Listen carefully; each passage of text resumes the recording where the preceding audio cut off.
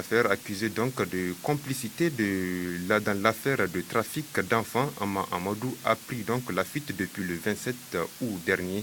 Il a accordé récemment une interview à l'hebdomadaire Jeune Afrique. Son premier entretien depuis qu'il a quitté le Niger. Rencontré dans un hôtel parisien, Amma Amadou contre-attaque comme à son habitude. Il s'est dit victime d'un complot ourdi depuis la présidence. Que retenir de cet entretien? Analyse de la rédaction de la radio et télévision Dunia. Amma Amadou, le vrai qui a parlé à Jeune Afrique, c'est et ce sera à jamais l'homme à deux paroles, comme le dirait le commun des Nigériens. Beaucoup de contre-vérités dans cette interview. Nous en retiendrons trois. La levée de son immunité. Amma fait croire que la seule procédure pour lever l'immunité d'un député, c'est l'accord des 2/3 de l'Assemblée. Certes, c'est vrai, mais il n'ignore pas non plus que le bureau de l'Assemblée nationale a le pouvoir de lever son immunité hors session. Le prétendu assassinat. Il affirme que le président Issou Mahamadou veut l'assassiner.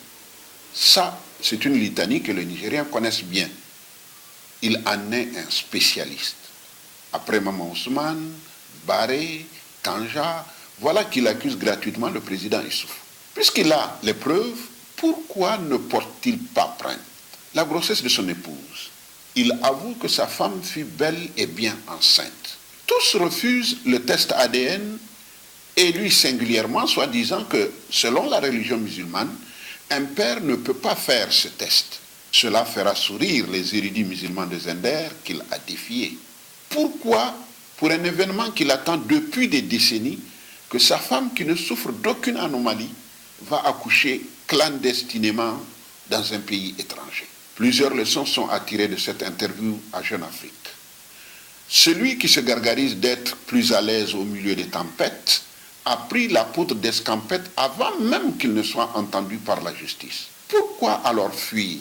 Amma sait que c'est une affaire de trafic de bébés et que c'est un problème de droit commun, pas une affaire politique. C'est donc une tempête qui, à coup sûr, va l'emporter. Alors, il fallait trouver d'autres alibis. L'acharnement du pouvoir contre sa personne. En fait, en accordant cette interview au journal Jeune Afrique, Amma s'est engagé sur la voie de la sédition et s'efforce de noyauter la vérité qui crève les yeux. Il veut sauver sa face par quelques artifices médiatiques. À l'analyse, cet entretien ressemble plus à un aveu qu'à toute autre chose. C'est le drame d'un homme qui a entretenu bien des illusions. Mais ce que retiendra davantage l'histoire, c'est la première fois qu'un président de l'Assemblée en exercice abandonne son piédestal pour prendre la poudre d'escampette. Telle semble être la vérité aujourd'hui sur la campagne médiatique de Amma Amadou.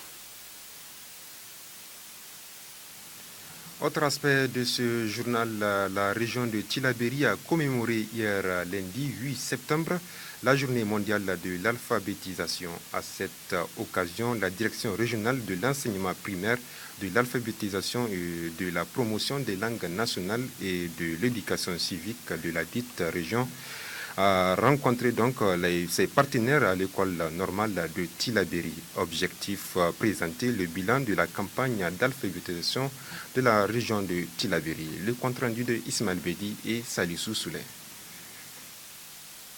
À l'instar des autres régions du pays, la région de Tillabéri a célébré ce jour, 8 septembre 2014, la 48e journée mondiale de l'alphabétisation. Le thème retenu cette année est l'alphabétisation et développement durable. À cette occasion, la direction régionale de l'enseignement primaire, de l'alphabétisation, de la promotion des langues nationales et de l'éducation civique de Tillabéri a organisé une rencontre d'échange avec ses partenaires. Objectif, présenter le bilan de la campagne d'alphabétisation 2013-2014 dans la région de Tillabéri et les activités en perspective pour la campagne 2014-2015. Un développement ne serait possible dans l'ignorance. Aucun peuple ne peut se développer dans l'inertie, dans la mentalité, dans l'ignorance. Toutes les actions de développement engagées par l'État ne peuvent avoir de résultats concluants que lorsque la communauté participe et volontairement, avec toute la rigueur qui soit, parce que tant le peuple est instruit, autant il peut effectivement contribuer à son propre développement. Le secrétaire général du gouvernement de Tillabéri, dans son intervention, après avoir remercié les partenaires techniques et financiers pour leurs appuis en faveur de la promotion de l'éducation en général et à l'alphabétisation en particulier, est revenu sur la pertinence du thème choisi cette année.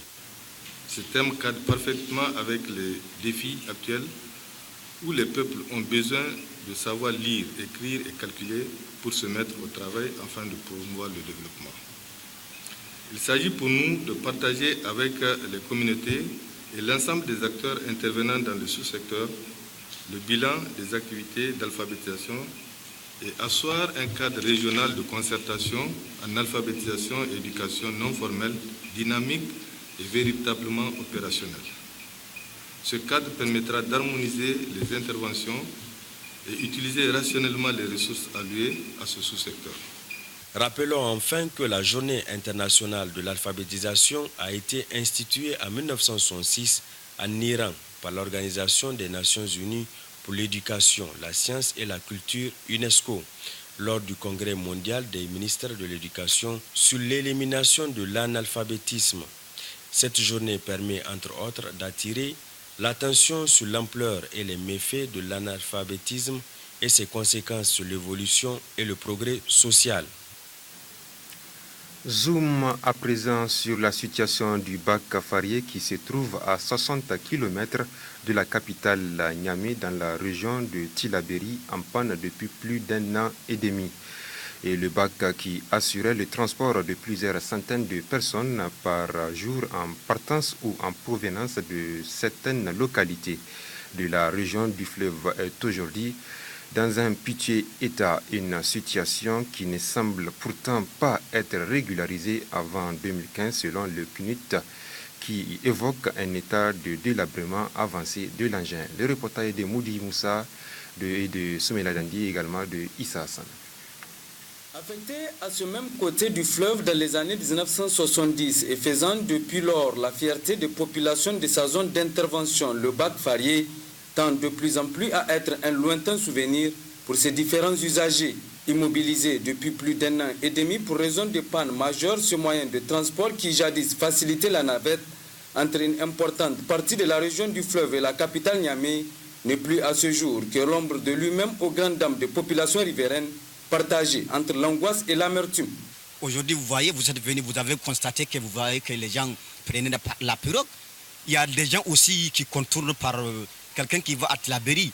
Il faut faire combien de kilomètres pour aller à Tillabéri? Donc vraiment, les gens ont tellement de problèmes. Et aussi encore, on reçoit plusieurs visiteurs. Vraiment, le bac là, ça fait l'économie de l'ensemble de la région de Tillabéri, je dis. Et on n'a jamais vu ça. Vraiment, une bac comme ça, un an comme ça, hein?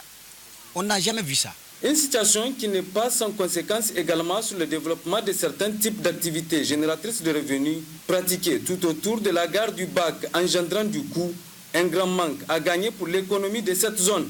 Personnellement, je suis un boutiquier. Actuellement, mon boutique a été fermée durant à peu près 14 mois. Je ne fais rien, je suis en chômage maintenant. J'ai 2 femmes avec 2 enfants. Je ne sais où aller, quoi faire. Et vraiment, ce n'est pas moi seul, il y a au minimum pas moins de 18 boutiques qui sont fermées.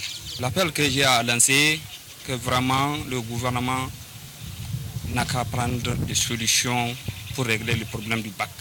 Parce que vraiment, nous, les riverains qui sont au bord du fleuve, disons, vraiment, on a tous les problèmes aujourd'hui, puisqu'on ne sait pas où aller et quoi faire.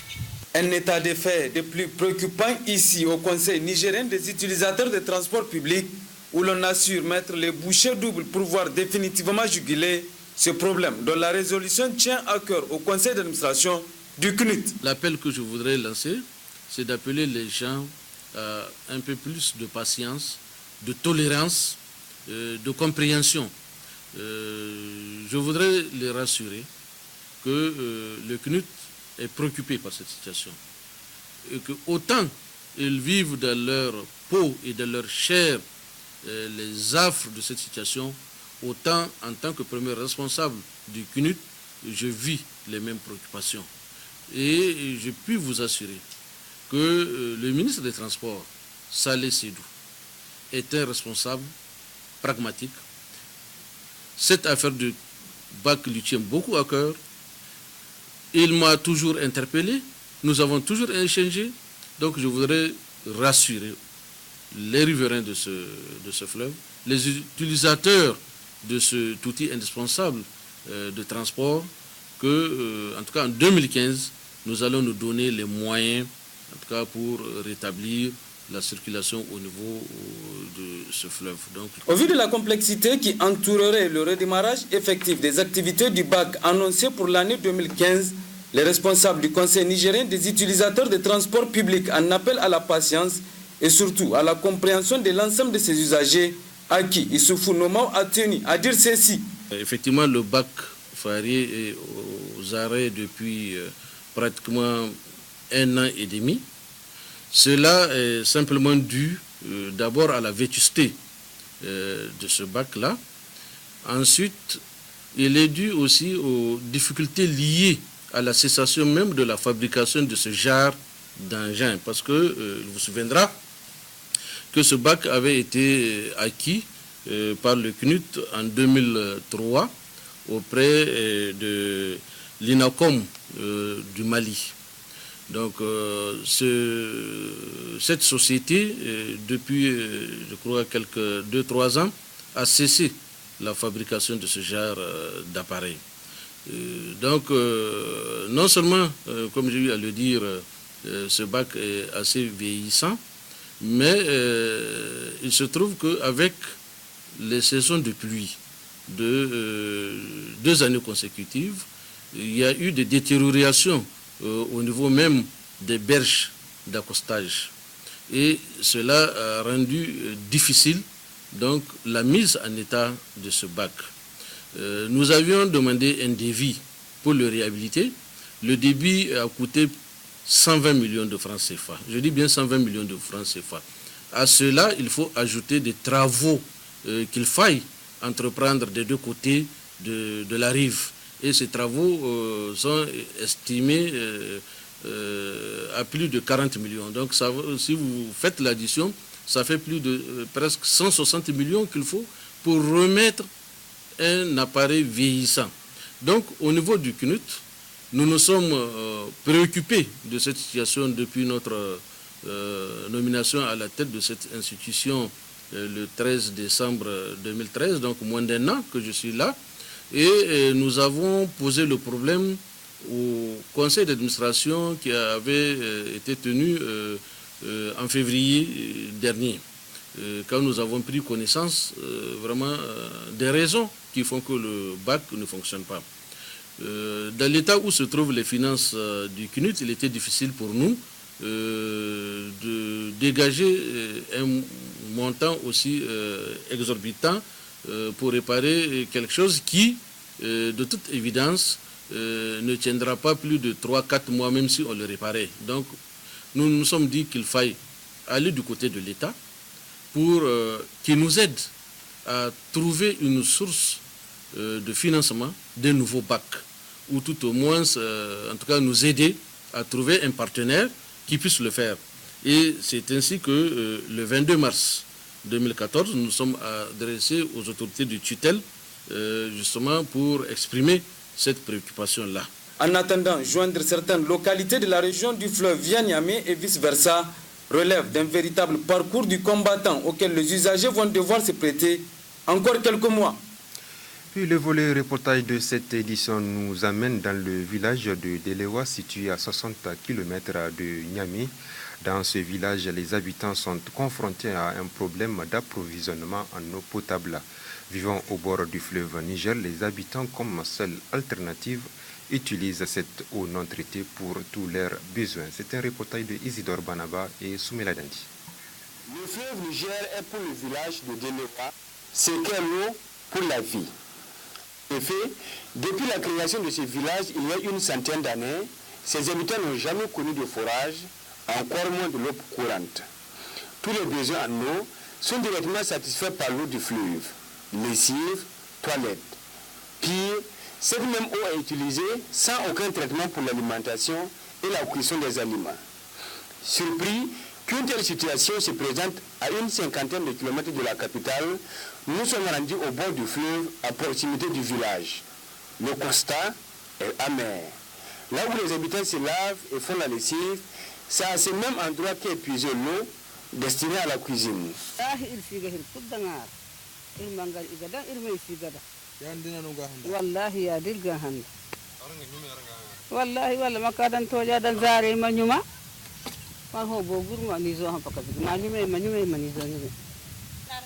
Isa haro de ikkoy gurungay kabega ni kabo bokiti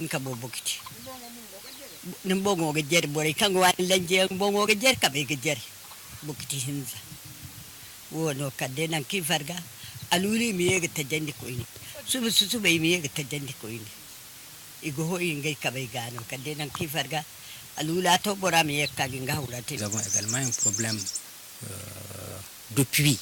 Vous voyez, le village, l'eau est très sale pendant la saison hivernale. Aujourd'hui, nous en demandons vraiment si nous pouvons avoir un forage ou deux forages. Ça nous fera énormément plaisir.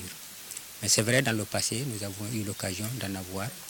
Mais bon, notre papa de l'époque n'avait pas souhaité utile de l'installer ici. Voilà, nous utilisons l'eau de fleuve et l'eau, elle est très sale. Elle est très sale. La conséquence de la consommation de cette eau, directement puisée du fleuve Niger, sans aucun traitement préalable avant l'utilisation sur la population, est directe. Et les conséquences, vous le savez, c'est la diarrhée, c'est la colique, c'est tout.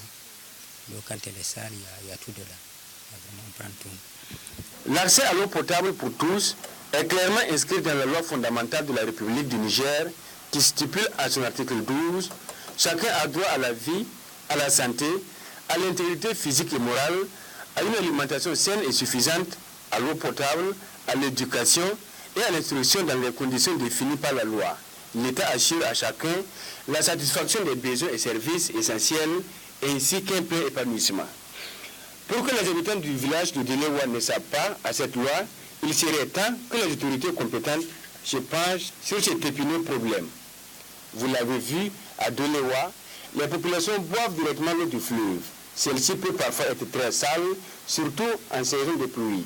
Conséquence, les maladies telles que la diarrhée, surtout chez les enfants, sont fréquentes.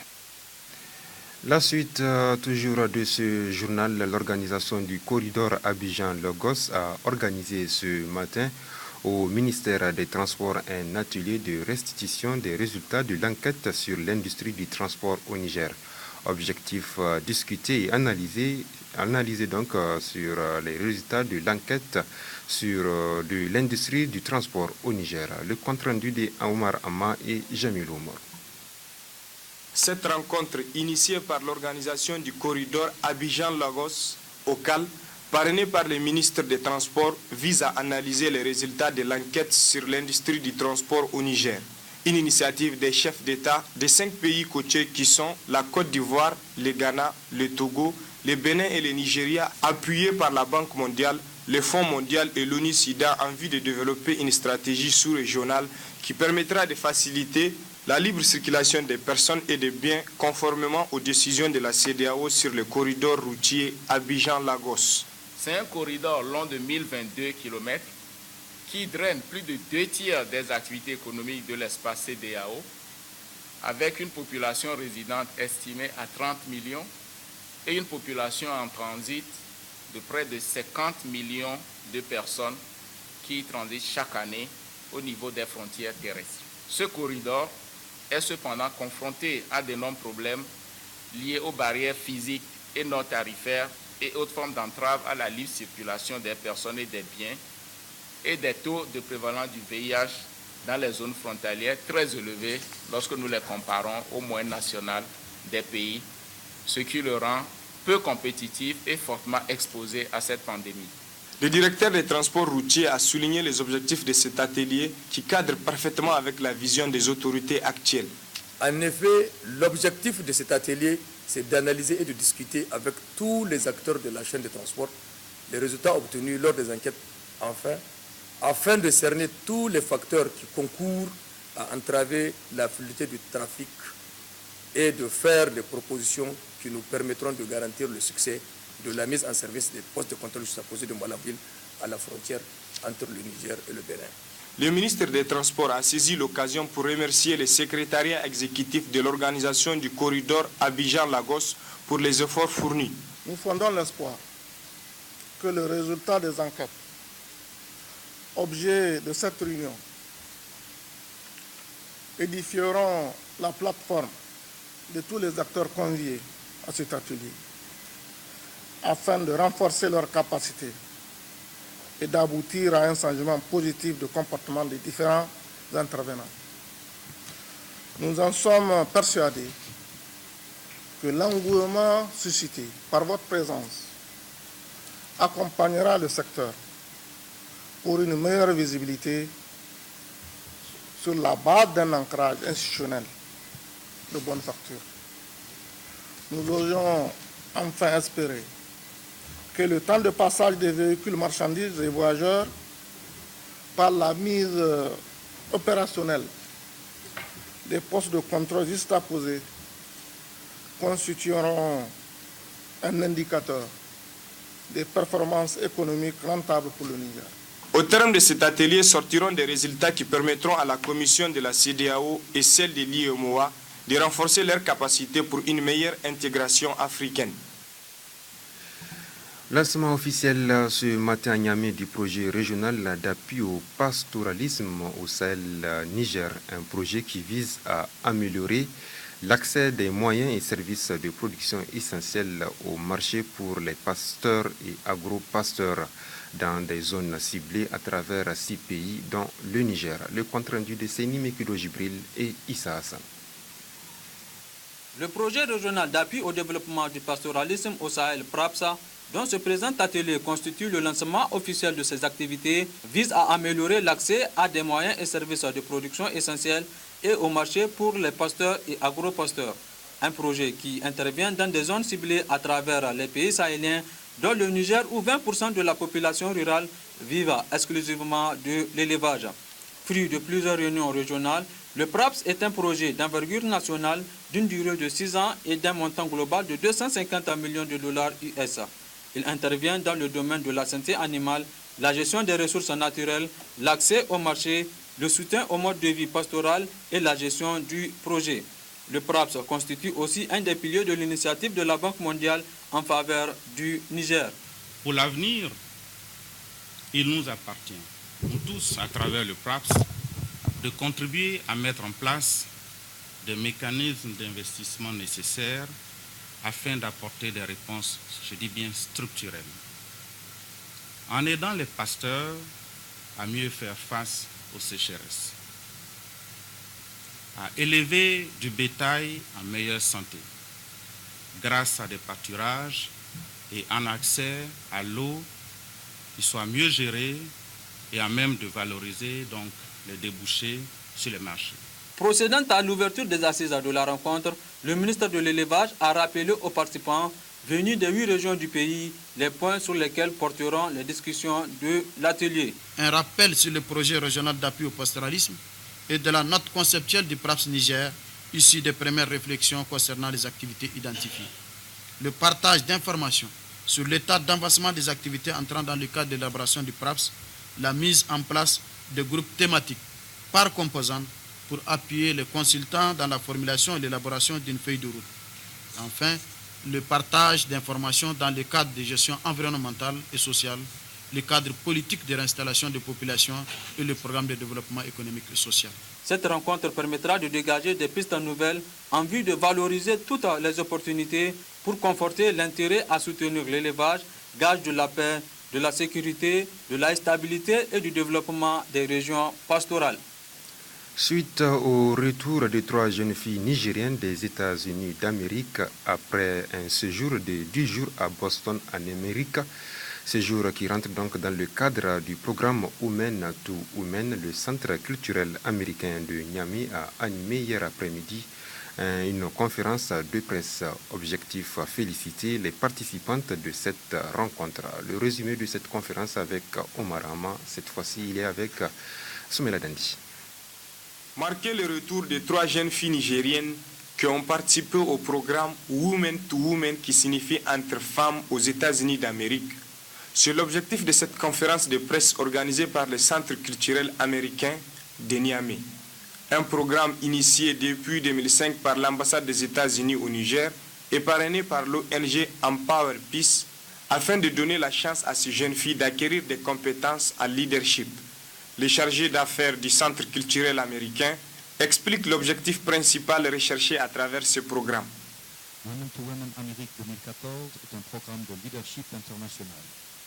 C'était une occasion pour des jeunes femmes de 15 à 19 ans de participer à un échange culturel éducatif à Boston, aux USA.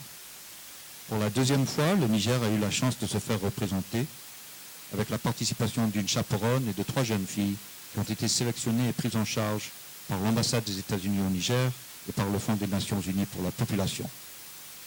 Elles ont eu la possibilité d'apprendre, de se connecter et d'acquérir des compétences en leadership, ce qui va leur donner les moyens de faire une différence dans leur communauté. Elles ont également eu l'occasion de rencontrer des personnalités de premier plan, d'acquérir des compétences pour devenir leader, de nouer des amitiés avec des participantes venues de 17 pays sur 4 continents, de connaître la situation actuelle des femmes et des filles de ces pays et de faire connaître la situation des femmes du Niger. Les participantes à cette édition 2014 de Women to Women ont tour à tour pris la parole, tant pour exprimer leur satisfaction que pour parler de leurs futurs projets. Donc, les activités ont été vraiment très intéressantes et l'activité qui m'a le plus intéressée était le cours sur la négociation, parce que c'est une activité vraiment très importante qui développe déjà l'esprit de collaboration et qui amène une personne à essayer de comprendre, à accepter l'avis de son prochain pour pouvoir aboutir à un consentement. J'ai appris que les gens respectaient beaucoup plus les lois aux États-Unis. Par exemple, quand j'étais partie, j'ai trouvé que l'endroit était vraiment propre. Et puis aussi au niveau de la circulation, ils ne brûlaient pas le feu de stop et tout. Voilà, ça m'a vraiment intéressée, quoi. Et puis aussi, on a appris à vivre avec des gens qu'on ne connaissait pas, des gens de différentes cultures. Ce qui m'a le plus impressionné là-bas aussi, c'est la façon dont ils nous ont appris. Ils nous ont appris tellement, mais sur le moment, nous, on ne s'en rendait pas compte.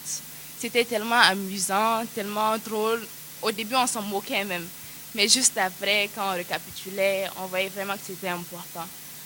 Un conférencier qui m'a le plus touché, c'est M. Mason West. Il est communicateur de profession. Donc, il nous a appris à réveiller le leader en nous. Cette rencontre entre les jeunes filles du monde est non seulement une expérience, mais aussi un combat pour ces jeunes filles qui sont engagées à travailler ensemble pour un changement positif, notamment concernant la scolarisation des jeunes filles nigériennes. Parlons à présent de la caravane de vulgarisation du rapport annuel de l'arrondissement communal Niamey 5, initié par le PDF2 avec l'appui de l'USAID. Hier après-midi, le village de Karel a reçu la caravane du PDF2 afin d'échanger sur les différentes réalisations. Le compte rendu de Mariama Soumana et Ibrahim Di. Cette caravane de sensibilisation et d'information initiée par l'arrondissement communal Niamey 5 en collaboration avec le programme Paix à travers le développement PDF2 s'inscrit dans le cadre de la poursuite de la campagne publique de partage du rapport annuel du dit arrondissement. Cette première étape qui a conduit les cadres de l'arrondissement communal et l'équipe de PDF2 au village de Karel situé à une quinzaine de kilomètres de Niamey a permis d'échanger avec les populations sur les réalisations effectuées par le 5e arrondissement dans plusieurs villages de la localité. Ça s'inscrit dans le cadre vraiment du partage donc, de l'information des autorités communales avec les populations. Le choix de Karel s'est fait à travers un comité qui est mis en place par le PDF, le comité d'action communautaire.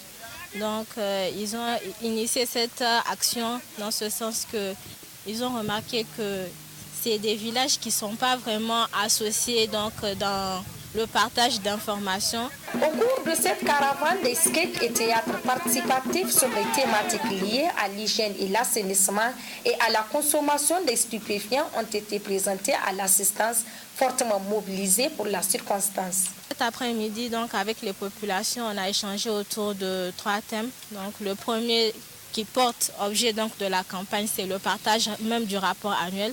Les représentants de la mairie ont présenté les différentes activités qu'ils ont menées au cours de l'année 2013. Donc, demander la participation des populations par rapport aux informations qu'eux, ils ont, donc que les populations les confirment.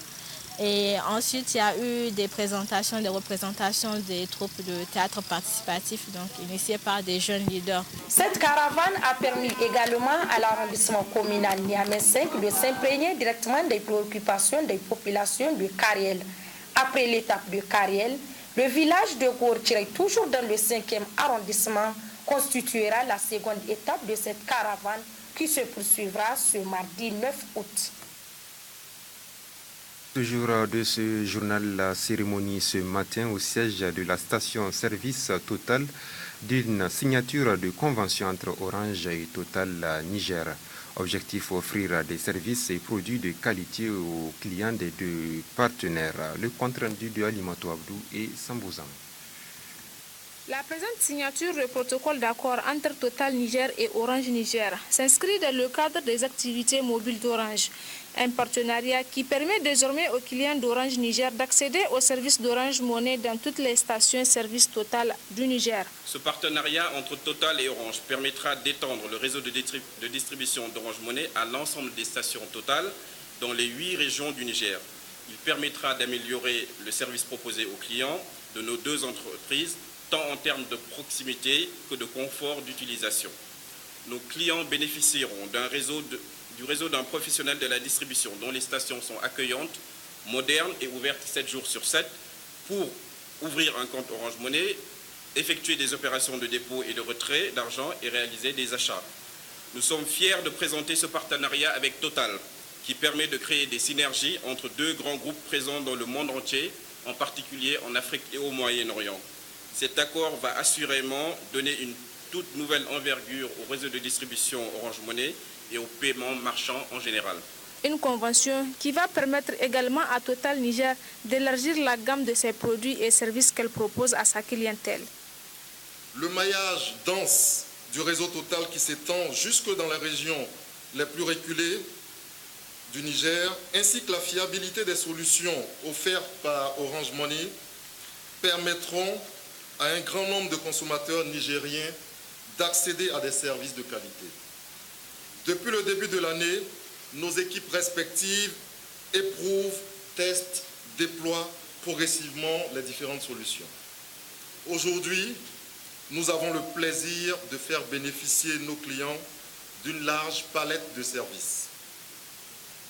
Ces principaux services sont le cash-in, donc c'est le chargement du téléphone avec des dépôts d'espèces, donc le cash-out, le retrait d'argent, des paiements de factures, notamment les factures d'électricité, des achats de tickets de transport et puis le paiement marchand.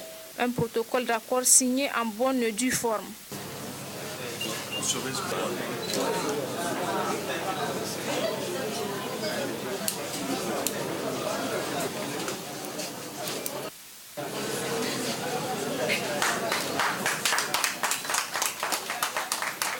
Ainsi, la remise des prix du jeu concours organisée par les deux partenaires dans le cadre de cette convention a mis terme à cette cérémonie. Dernier aspect de ce journal, âgée d'une trentaine d'années, Mariama Ishaou vient d'avoir son 4e enfant vivant, qui succède à 3 fausses couches. Malheureusement, notre bonne dame se trouve dans l'incapacité d'allaiter cet unique enfant, car victime d'un incendie qui lui a causé un handicap au niveau de la poitrine. Mariama Soumana. Mère d'un enfant, Mariam Ishaou est originaire du village de Gajina, situé dans le département de Dogandouchi. Victime d'un incendie depuis l'âge de 6 ans, Mariam vit depuis avec un lourd handicap. En effet, Suite à cet accident, elle a perdu une partie importante de son corps, ses seins. Ne disposant pas de mamelles pour sécréter le lait, cette dame qui souffre dans sa chair est meurtrie de voir son enfant pleurer toute la journée sans pour autant avoir la possibilité de l'allaiter. Le rêve de toute femme, c'est de mettre son enfant dans de bonnes conditions et pouvoir l'allaiter les premiers mois de sa vie. Malheureusement, Mariam Ishaou passe à côté de cela.